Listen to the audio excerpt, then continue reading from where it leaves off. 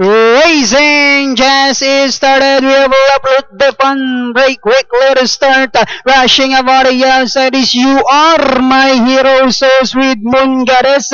Then comes Muracel Choice. Running by the rail is Eagle One. Modern Girl comes next. In between horses a Sky. Full of Stars. Then next online now is King's Guard. Then followed now by 2A. That's Modern Girl. Back to the leader. We have upload the fun now takes command by Orling and Ihap.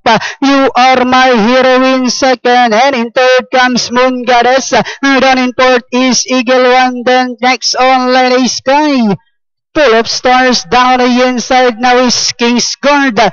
Inside the Tres Octavo we have upload the fun, enjoying a 4 lengths lead. You Are My Hero in second, moving upon the outside is Moon Goddess. Then in fourth comes Eagle One, King's Guard comes next, and Diana entering the home stretch. We will upload the fun, enjoying a 3 lengths lead.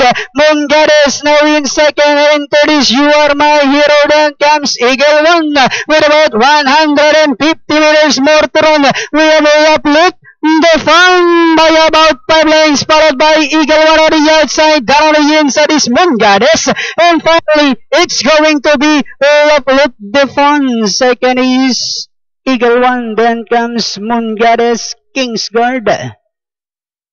You Are My Hero, Modern Girl, Batang Arastre.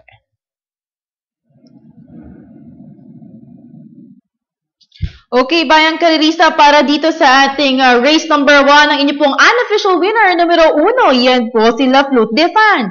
Nirendan po ni Patty Ordolema,